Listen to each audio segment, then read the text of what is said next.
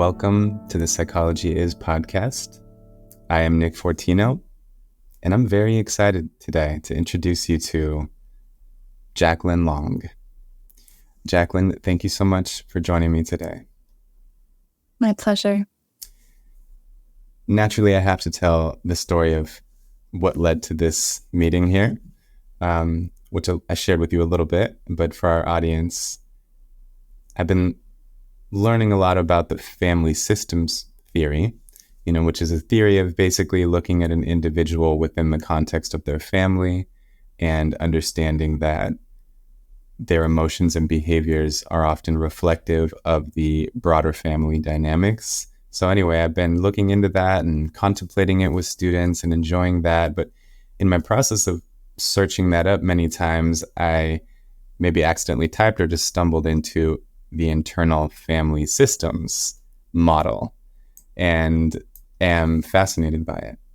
And immediately I was, started looking up experts, people I could reach out to and discuss this theory with, and couldn't really find anybody for whatever reason. My search was not fruitful. And it was this funny, almost symbolic moment where I had a tab up for about 2 weeks and finally closed the tab on my browser, an act of giving up on that search for the time being. And that next day, I went to the Mount Madonna Center, which is a place that I know is near and dear to both of our hearts, somewhere where I lived for a while and did yoga teacher training and was teaching a class up there that evening, and noticed that there was a group at the center. It was basically an internal family systems workshop or training. And it was just, it was one of those moments. It was truly synchronistic. And then I, tiptoed my way over to your table and kind of kindly interrupted your conversation to see if you might be interested in joining me in conversation. And clearly you were. Yes. So thank you for joining me. This all feels so right. And I have several questions for you, and the conversation will take unexpected turns, surely. But primarily, we're here to talk about that internal family systems approach, kind of framework for understanding the individual and as a therapeutic tool. So I'll dive into my first question, which is simply, what would you like to highlight about your background? You have such an array of educational endeavors that you've achieved, and there's not enough time to talk about it all. So I encourage people to look at your website if you want the full, background. But what would you like to highlight about your background right now?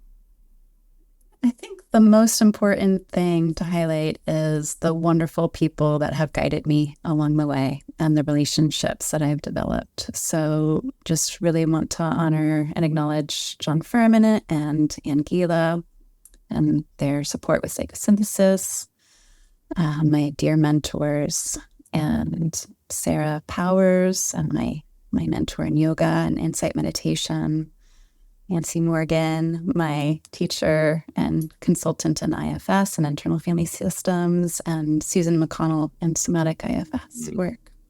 Those people and the relationships are probably the most important thing. I love it. Yeah. I love it. I'll also highlight an intersection of our backgrounds. We both went to the Institute of Transpersonal Psychology. I've learned. That little. I didn't know that. Yeah, I saw you got your master's there, and I also did my graduate school at ITP. So that's a special connection. I feel like anyone who goes to this school is connected because it's not a huge school. And it's certainly a unique type of person who is drawn to it. But anyway, that's cool that we share that alma mater. Mm-hmm. Well, I have this question for you. You started practicing yoga and meditation while you were still in college. Yoga and meditation is something that I am also very drawn to.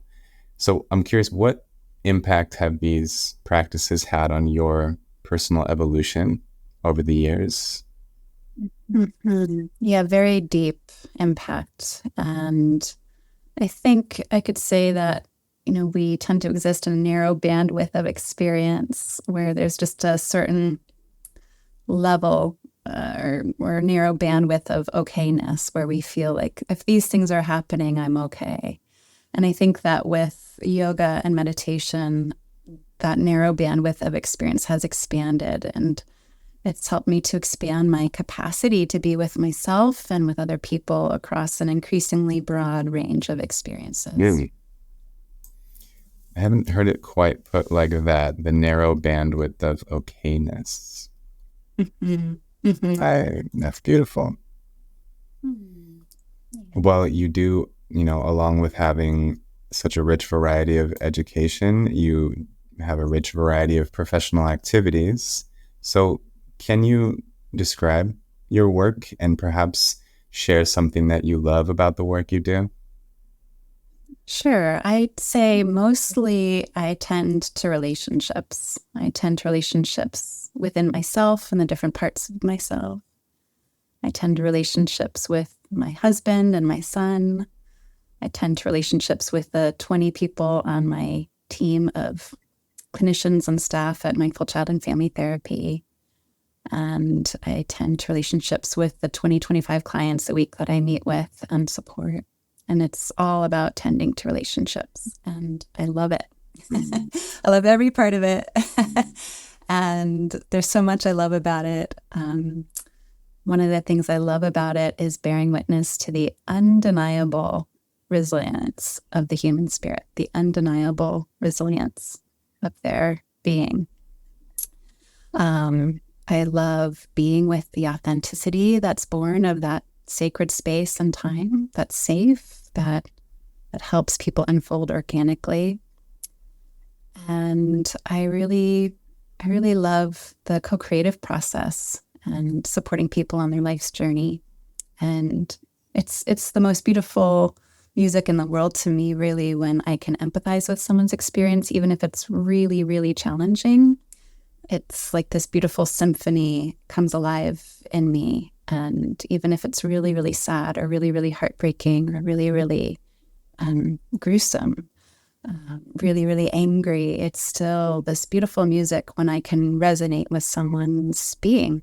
And it's harmony.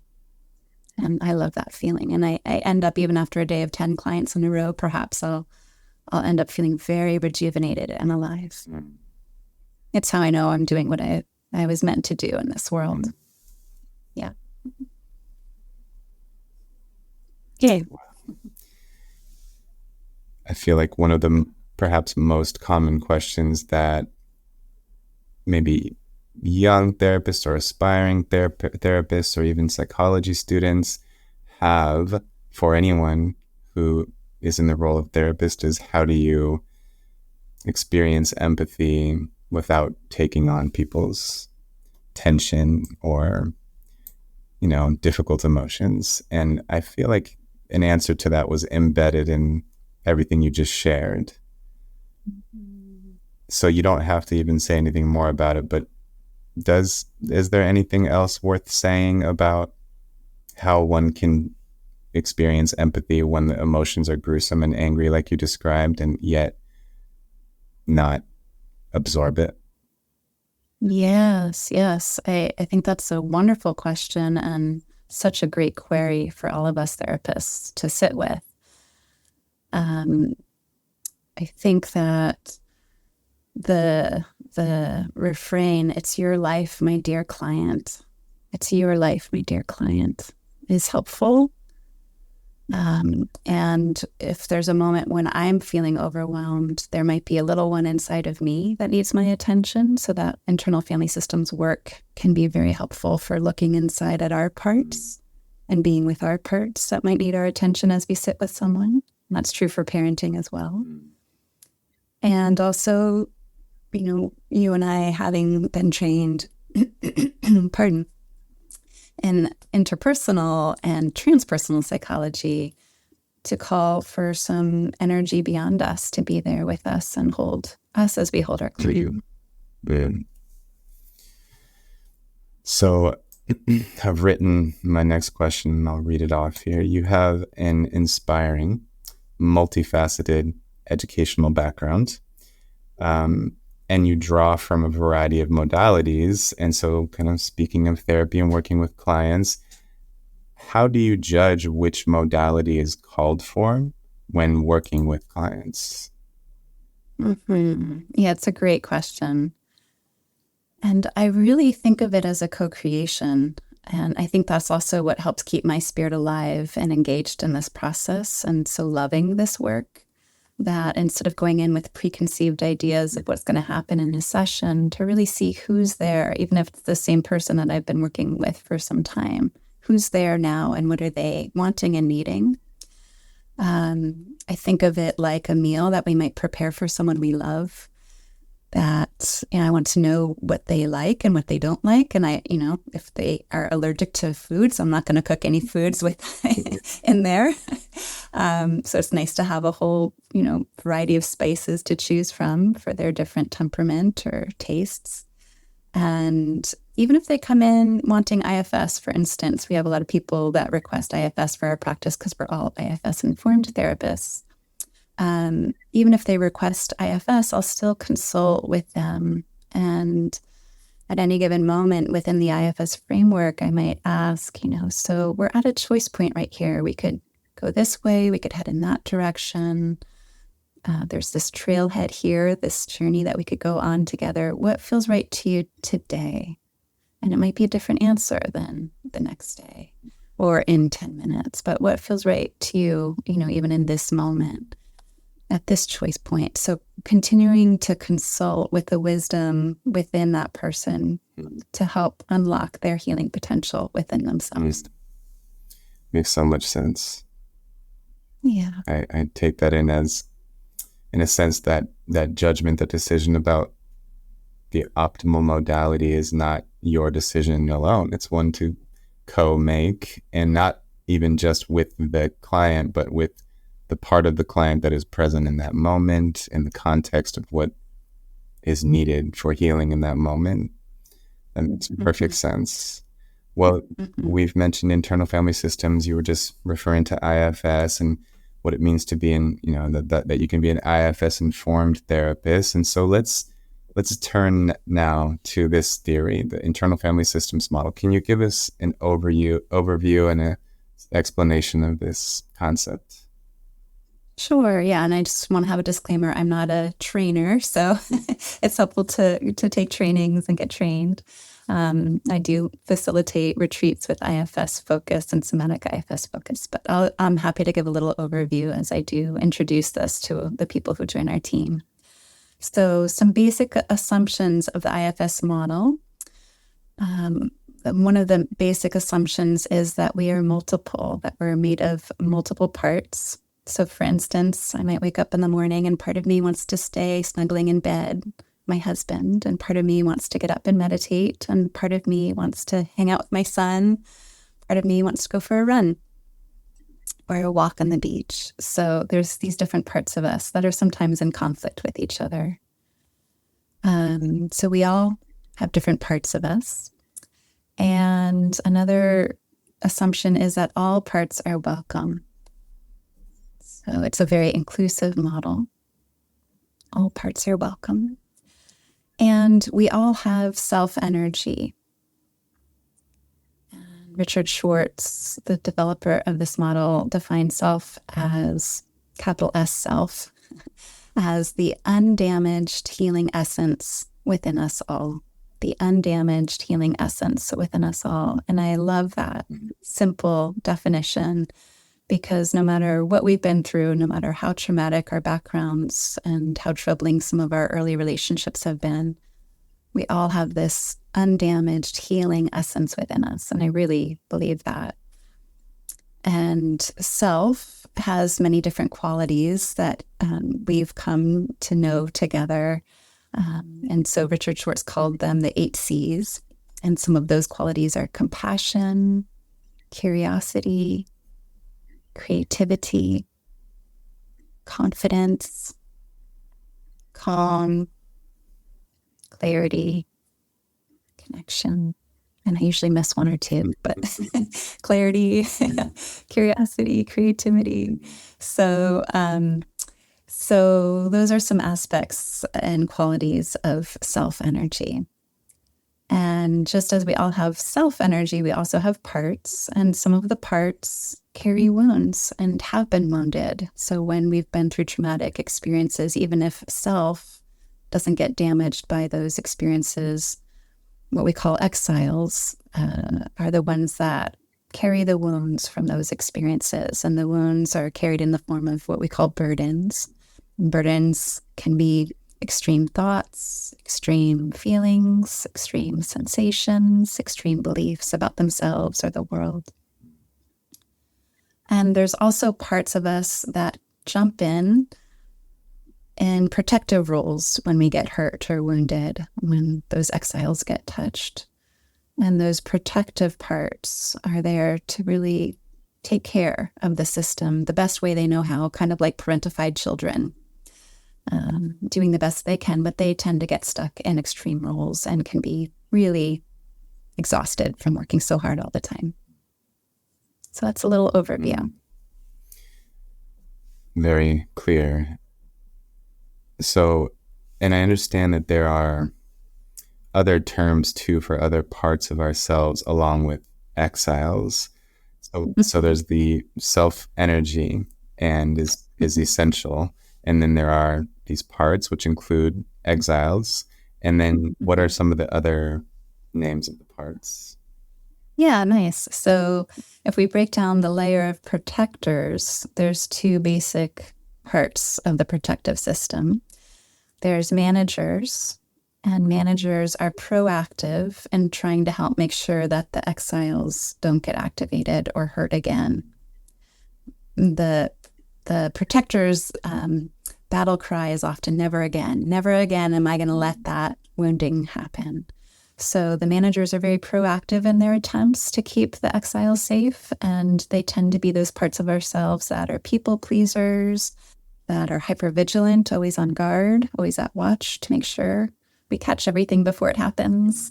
Planners, planning parts of us, organized parts of us. And it's really important to know that, again, all parts are welcome. All parts also come with good intentions, and we need all parts of ourselves, and they often carry lots of helpful information. So these manager parts, even though they can be extreme sometimes, if they're carrying a burden, they can be extreme. Or if they're protecting a burden or a wound, they can be extreme in their roles. Mm-hmm. And they're helpful. They help our lives function well, especially the manager parts. And we tend to be more identified with the manager parts of us. And then the firefighters come in when we are in flames, when our wounds have been touched and we are aflame inside. The firefighters come in like first responders, like, I'm here to help. And they are here to help, just like firefighters do, by putting water all over the house. So the firefighter does not care if they damage anything in the house. Let's say it's a relationship or, some project we're working on or some team we've built. The firefighter just wants to get the flames out at all costs. So the firefighters are very reactive. The firefighters will come on with loving dedication if those exiles have been activated, if the wound has been touched inside. And so they're more reactive. And they tend to be polarized with the manager parts of us. The manager parts tend not to like the firefighter parts as much.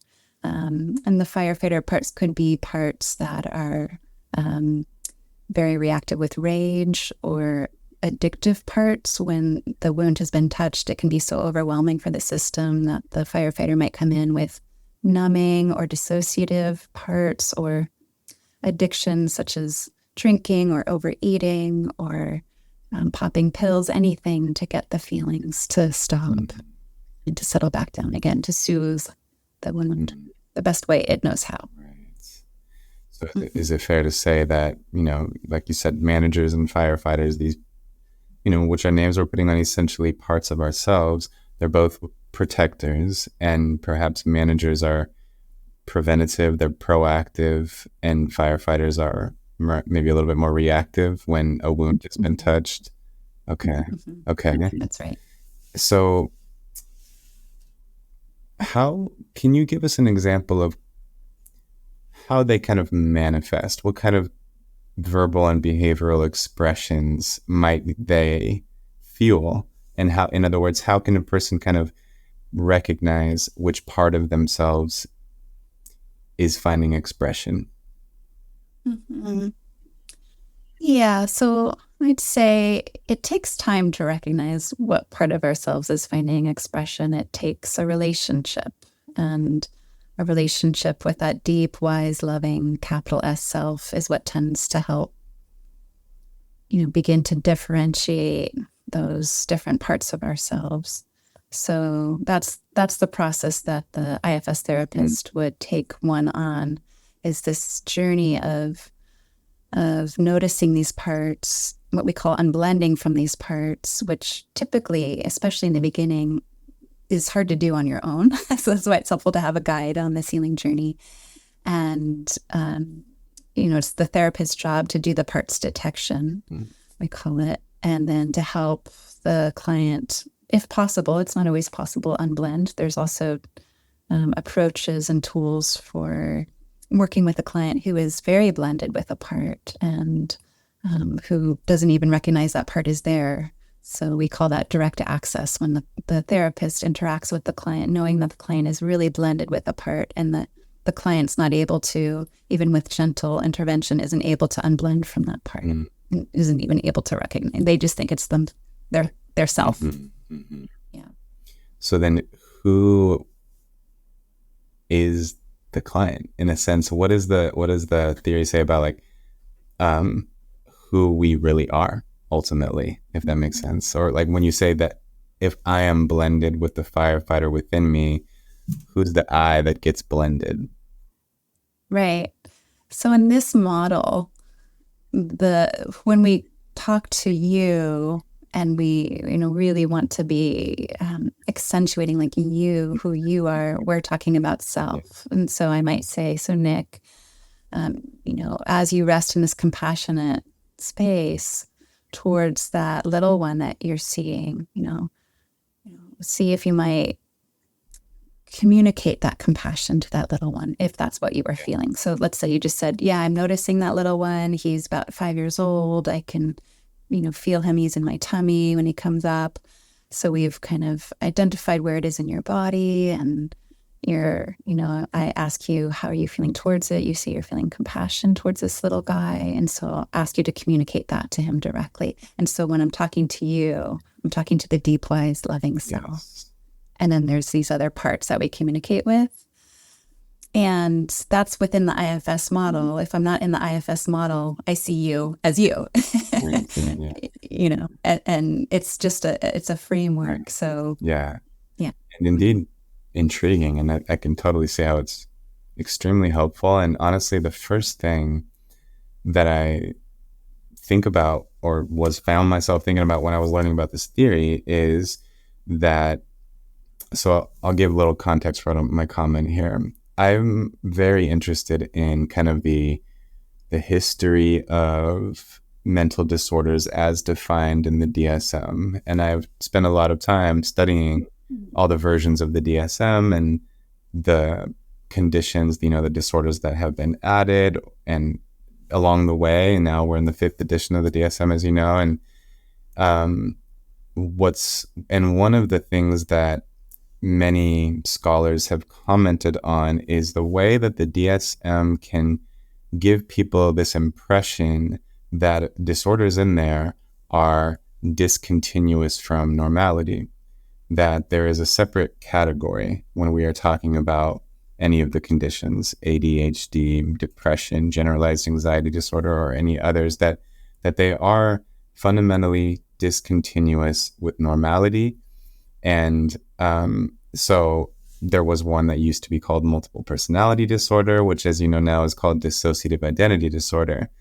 And I have often reflected on the question, to what degree is dissociative identity disorder discontinuous, if at all, with normality? And when we see movies like the movie Split, I don't know if you've seen that, or just very exaggerated versions, depictions of this condition, it makes us think there's no way that that could be on the same continuum with normal.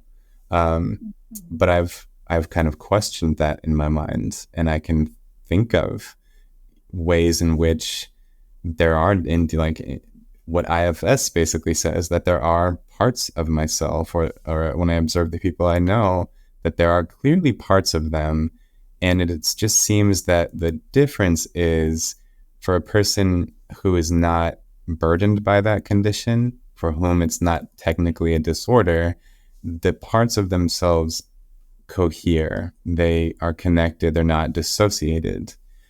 So all to say, I can't help but think right away that this is kind of a healthy description of something natural about the human psyche, which, if it becomes extreme, or the conflict between parts becomes extreme enough, it tends to be classified as a disorder known as dissociative identity disorder. But this helps me have a framework for what a perhaps less extreme or even healthy version of what DID is expressive of. Beautiful. Yes. And that's something I love about IFS, is that it's a non-pathologizing model. Exactly. Yeah. That's exactly how it strikes me. And it's important that, in my opinion, that we don't see disorders as discontinuous from normality, and that we recognize that we are essentially on a continuum that can lead to extreme versions. Because it's important, because when you see it that way, it changes the way you think about people who've been diagnosed with these conditions, and it's less isolating for them, it's less stigmatizing for them, and it highlights that they're not defective. There's nothing fundamentally different and wrong with someone who's been diagnosed with a condition. And in fact, perhaps any human being could be subjected to certain experiences or conditions that would push them down the continuum, one continuum or another, toward something that could end up being diagnosed as a disorder. Absolutely. Yes, it's very important. And I think that feeling that I am defective is a wound that many people carry. And I think it can get reinforced because of categorizations like the DSM. Yeah. Agreed. Yeah. So somewhat in that vein, when we look at people who have this condition, as it's called, I'm always careful about using labels loosely, but when we look at the most extreme versions of what gets called dissociative identity disorder, clearly there is dissociation between the parts, meaning that a person's consciousness doesn't hold them all together, and that can translate to their not having memories of what they did when they were operating through a certain alter or part of themselves. So my question is, what is the theory on that? Just the kind of idea of parts of ourselves possibly being connected or dissociated. What does IFS have to say about that? Well, what I'm going to share is Joanne Twombly's work on this, because our group just recently invited her to do a little training with us. And I really appreciate her book on this, IFS and dissociation and trauma. And her encouragement is to help people with, the label or the symptoms of DID to dissociate better. Not to stop dissociating, but to dissociate better. And what that means is to help them, if there's a scared little one, let's say a woman has been raped, bless her heart, or heaven forbid, right? But let's say a woman has been raped and she has to go to court to testify, and there's a little one inside, or the one that this happened to in there. And in order to help that one, we don't want that one testifying. So in order to help that one, we might invite that one and ask it if it would like to go into a really fun room and with lots of toys to play with, and anything it wants or needs could be in there. And there's soundproofing and feeling proofing, so it doesn't have to hear what the more adult self or self-like part might be saying during this testimony. Or some women and men who have been raped might invite their little ones to go into a room wherever that little one would like to go. Some like to play outside or in trees while they're being intimate with their sexual partners, so that the adult could be the one engaging in sexual intimacy instead of the little one. And sometimes little ones can cause all sorts of physical, painful, very unpleasant physical sensations. But if we help them dissociate better, that tends to happen less during sex or sexual intimacy. That's a good answer. That makes sense. And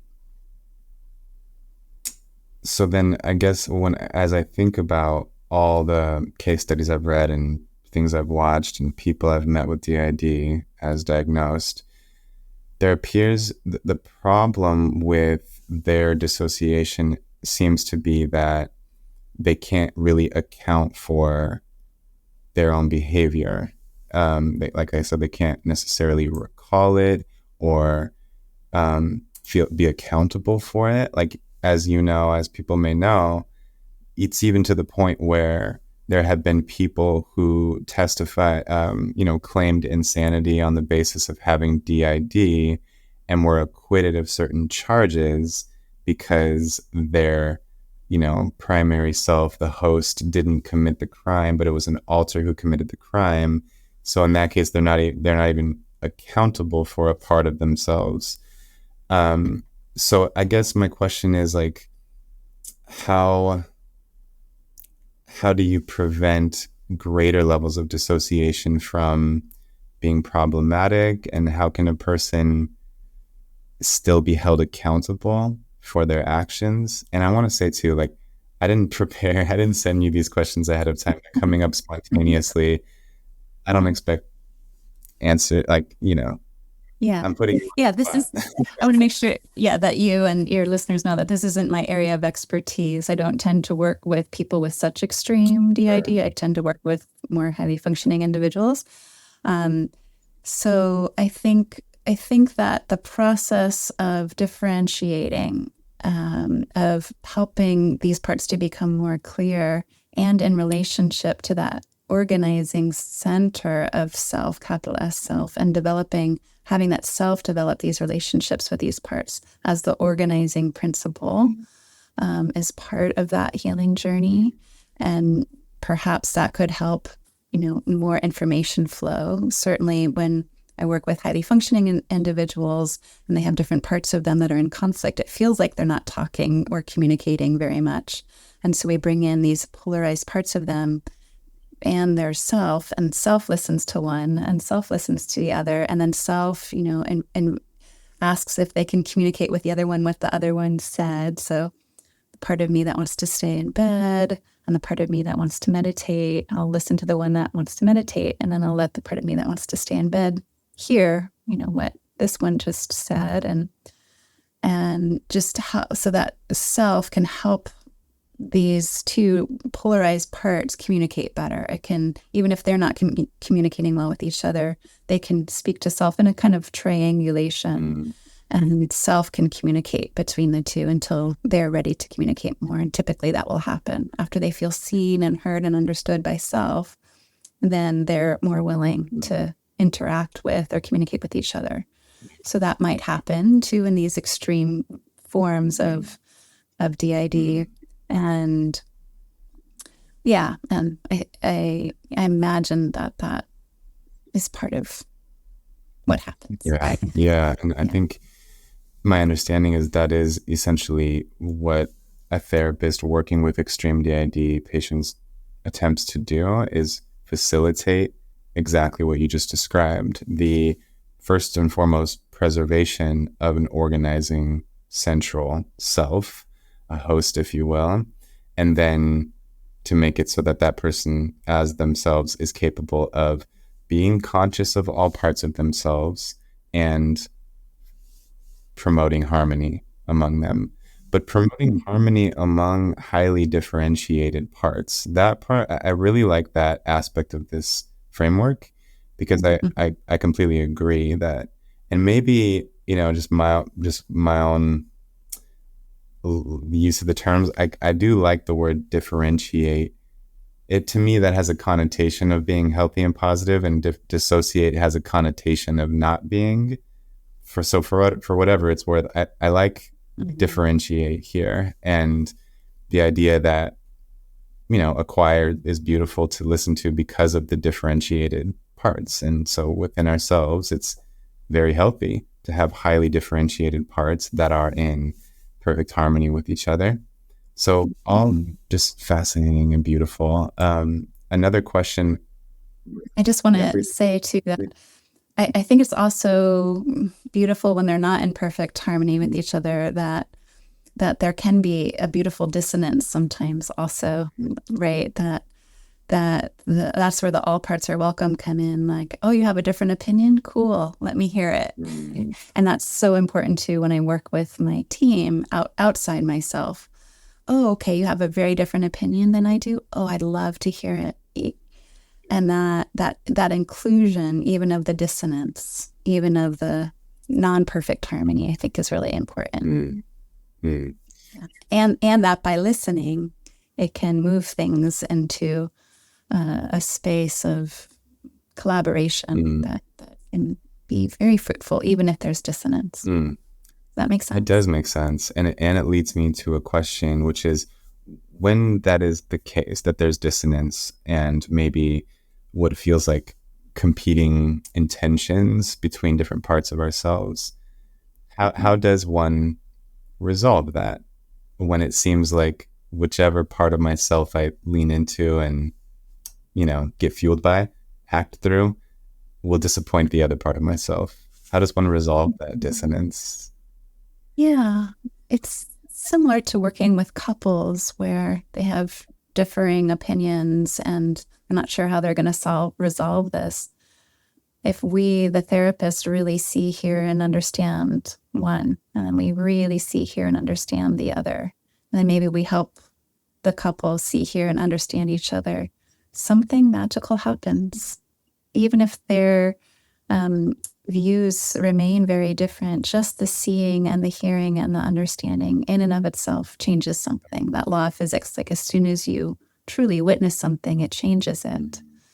So that happens internally also. And it hasn't yet not happened for me, where when someone has these very extreme polarized parts of themselves, as soon as not only I hear these two parts of themselves, but their deep wise loving self hears these two parts of themselves and really gets one and really gets the other, already something starts to shift. And it's not necessarily that they move into harmony together right away, but there's something about each one of them feeling seen and validated and heard and okay, included, not cast out of the garden, but feeling self there, including them, changes their energy already. Makes sense. Even if they remain dissonant. Right. And then it could become a council too. Sometimes it becomes a team of three, a trinity here of this, this opinion and then that opinion, and then me checking in with both of them and consulting with both of them before I make my decision. As I hear you describe this, I also can't help but think that, not only am I kind of critical of the way that people who get diagnosed with disorders are stigmatized and made to feel that they're defective, but I also think it's a shame that we downplay their gifts and the gifts that might come with an extremely anomalous condition. And I think that perhaps people who have dealt with DID have had to do the most facilitating of dissonant parts, and perhaps are uniquely equipped to guide the rest of us who are dealing with lower levels of dissonance of parts of ourselves. So, yes, that's a beautiful affirmation of a strength that they most likely do carry. Yeah, exactly what I was trying to do.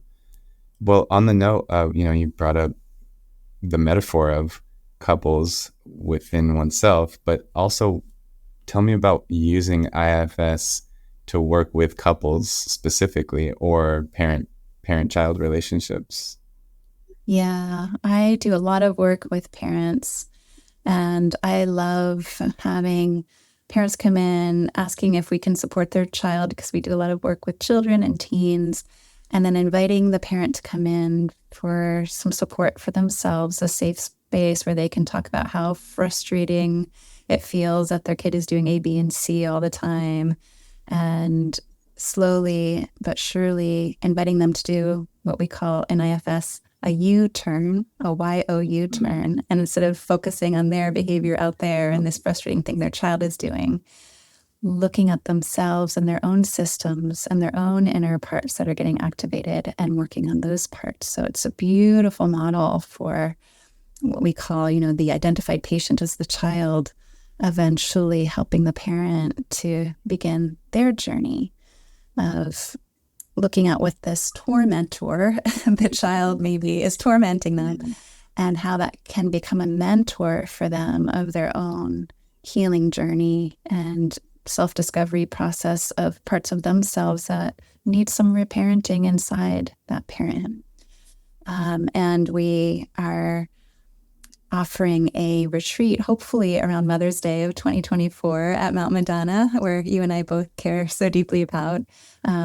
So we're offering a family IFS retreat for parents and teens and maybe even young adults. We'll see if there's where the interest lies.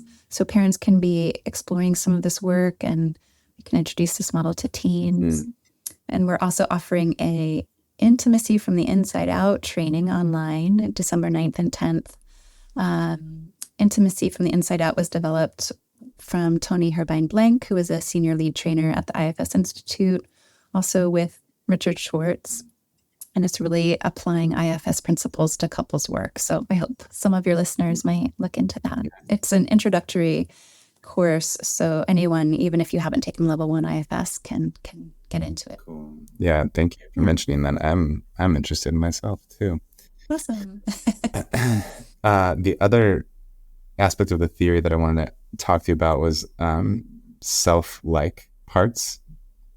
Talk to us about the concept of there's that, and then there's the legacy burdens. Those were the two sub-concepts that I also wanted to get into. So can you speak to first the self-like parts?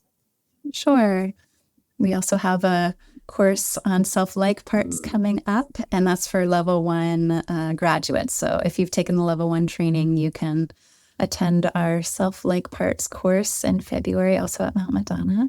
And yeah, self-like parts. So it's a part, it's in that title, self-like part. So it's still a part. It's important to know that all parts of us have some self-energy in them. And Susan McConnell, she's a somatic IFS trainer, Susan McConnell says that self-energy is in every cell in our bodies. So yes, all parts have self-energy. And there can be parts that seem a lot like self-energy. I think of caregivers, caregiving parts. They're very compassionate.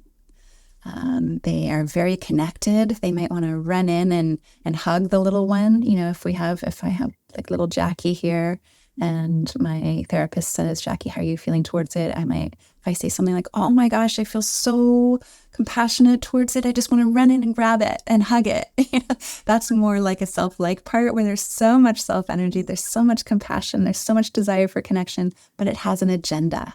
I'm wanting to run in there. I'm blended with that caregiver part, self-like part. I want to run in there and grab little Jackie and just, hug her so much. Versus if I'm in self, it might sound or feel more like this.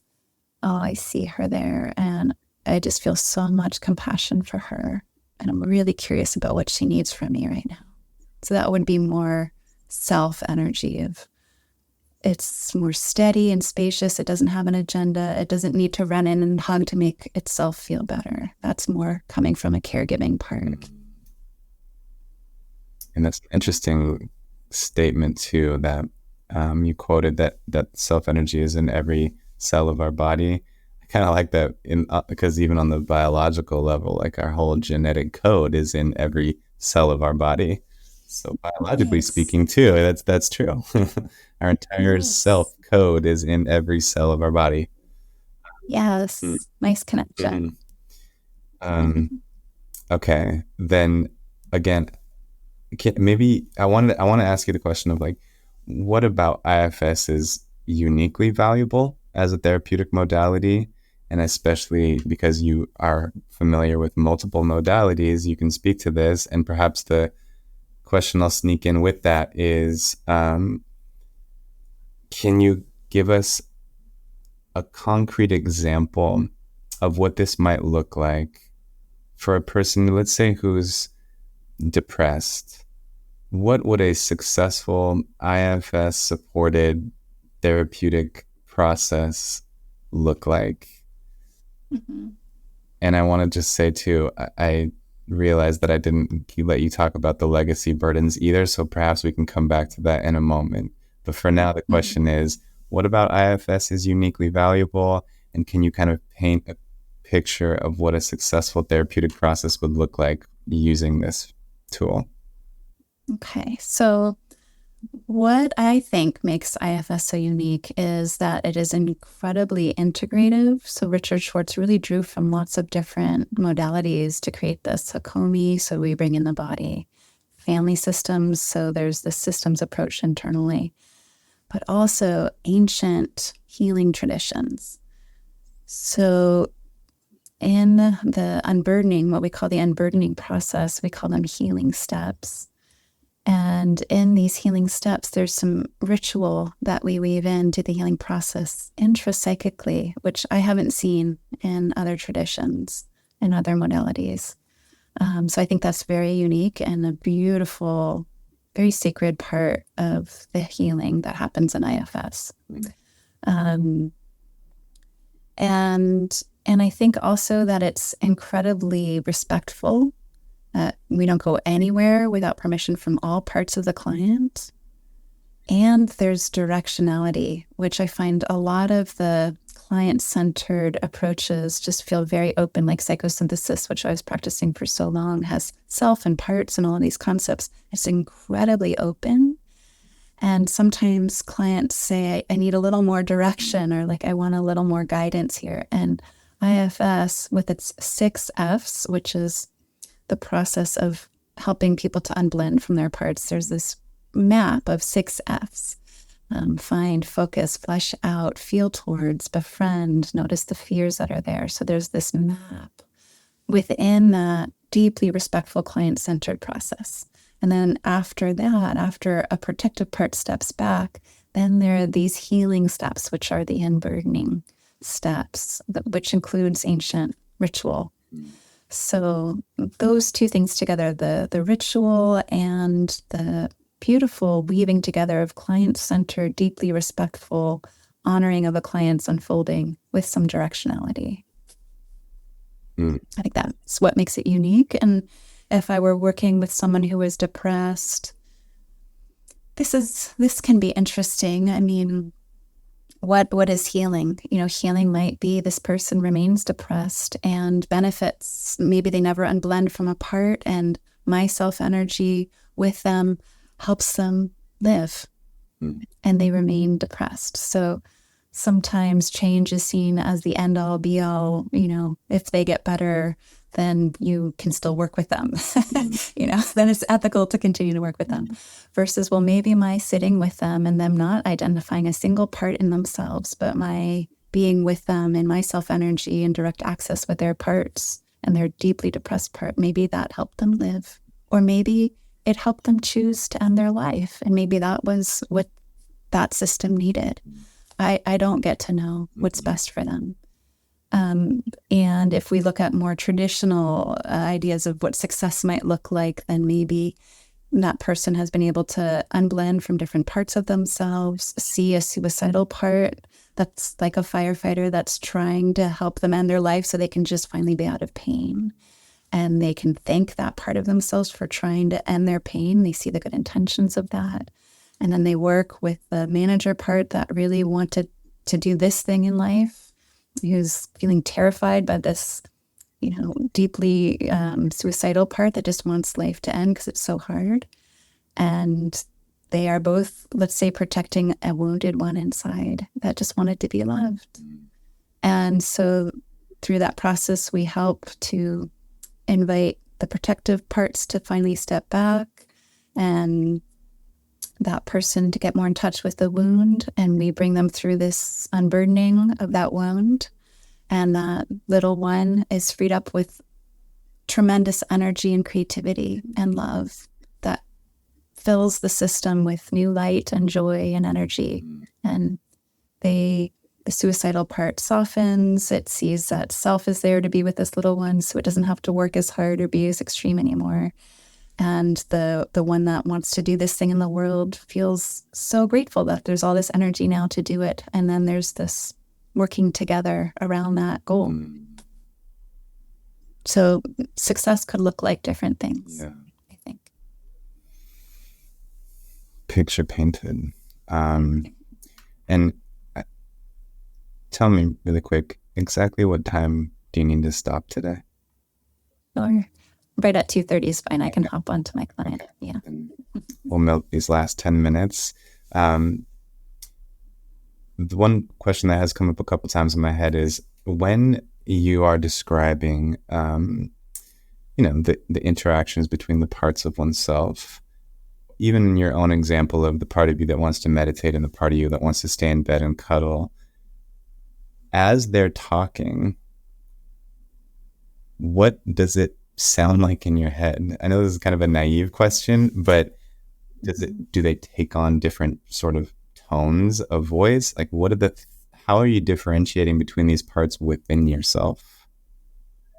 Good question. So I tend to not do too much of this differentiating myself. I have my own IFS consultant and therapist. So I sit with someone to help me be my parts detection for me.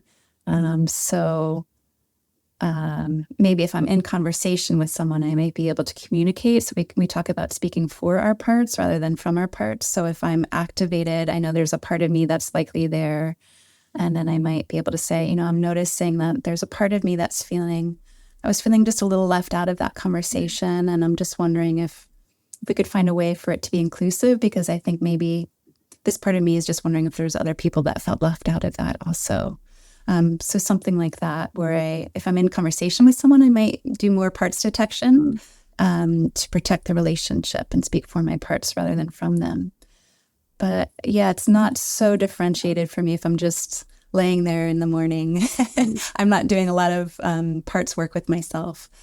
If I have unburdened a part, or if I know that there's a little one that needs my attention, that's when it's helpful to go in and consciously be with a little one that's been vulnerable, that I've maybe recently made a connection with. And it's helpful for each day after unburdening a little vulnerable one, or one that's been carrying a wound, even if it's older, just to make contact with that one.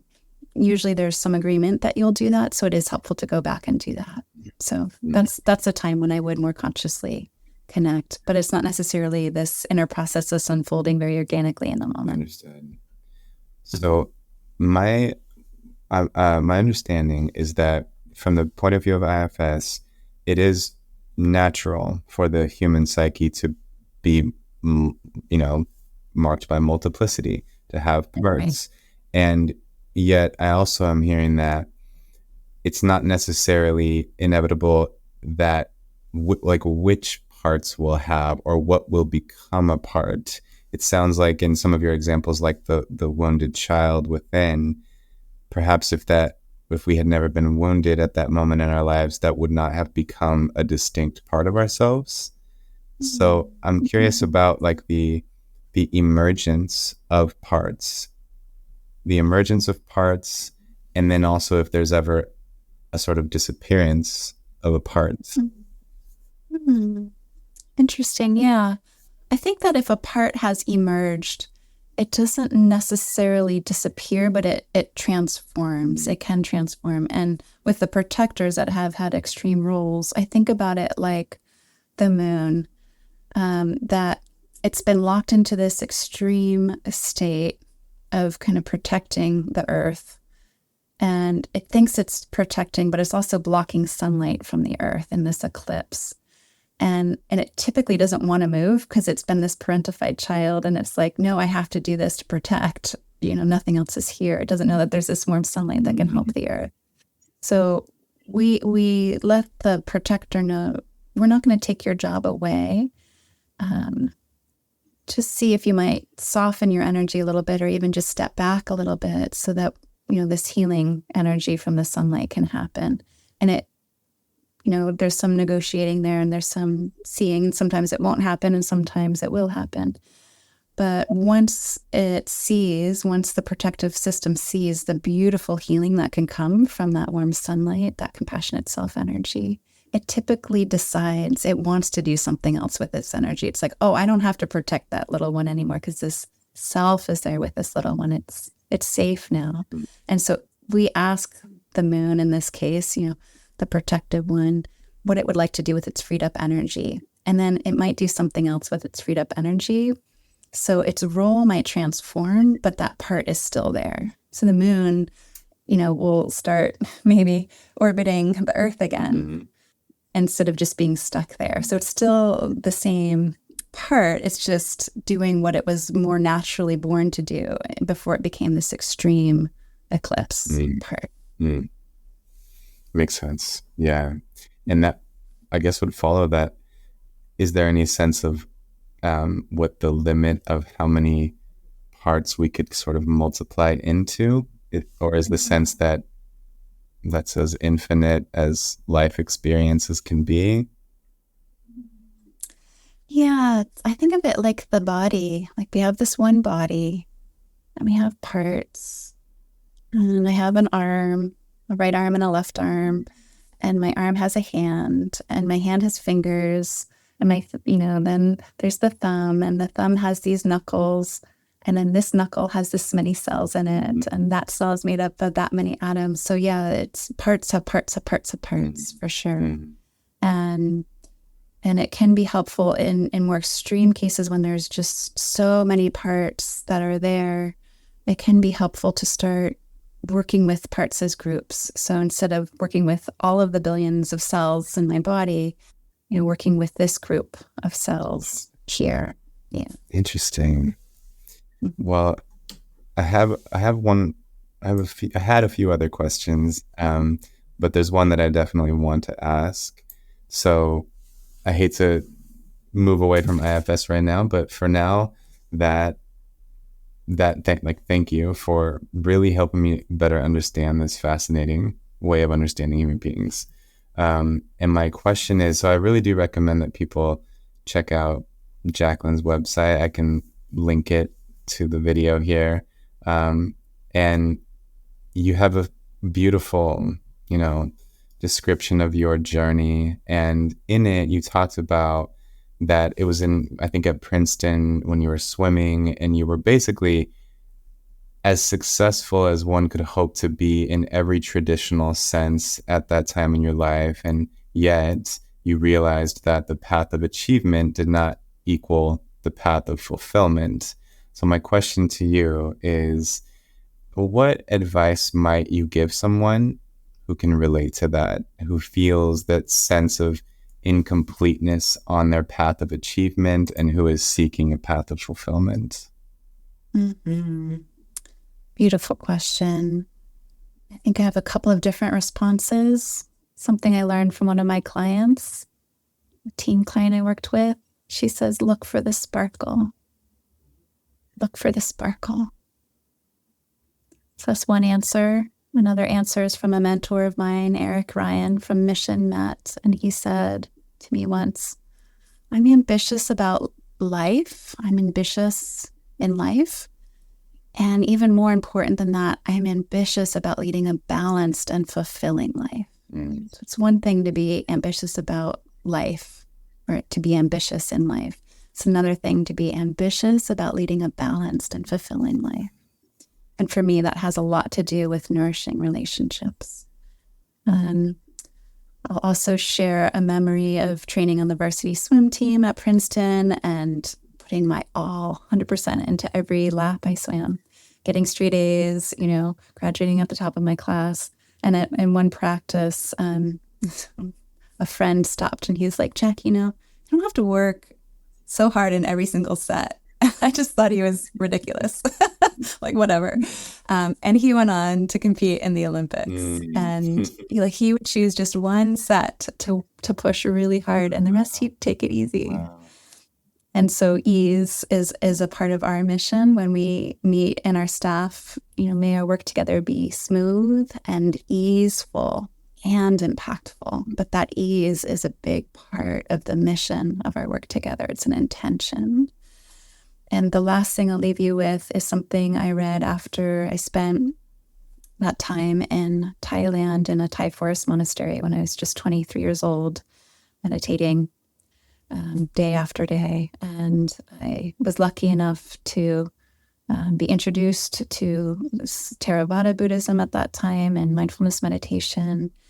And I was introduced to Jack Kornfield's work at that time. And in A Path with Heart is this beautiful story that resonated with me, and I think will speak to most people who are resonating with this kind of question you just asked. So he said that in the Boston Globe, there was this editorial, and someone had written in saying, well, we should start a sperm bank for Nobel laureates. And someone wrote in saying, well, if you start a sperm bank, you need to start an egg bank too, please. Thank you very much. And this Nobel laureate from Harvard wrote in saying, forget sperm banks and egg banks. How do you think one ends up being a Nobel laureate? Wanting love. That's how. Being a Nobel laureate, it's a consolation prize. So just practice loving. Love a Russian. Love a Jew. Practice loving people not just here, but everywhere. Practice loving.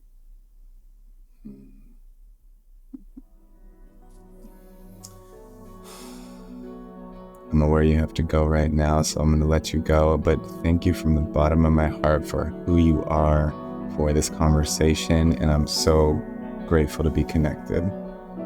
Thanks, Nick. You too. We'll talk again soon. Sounds great.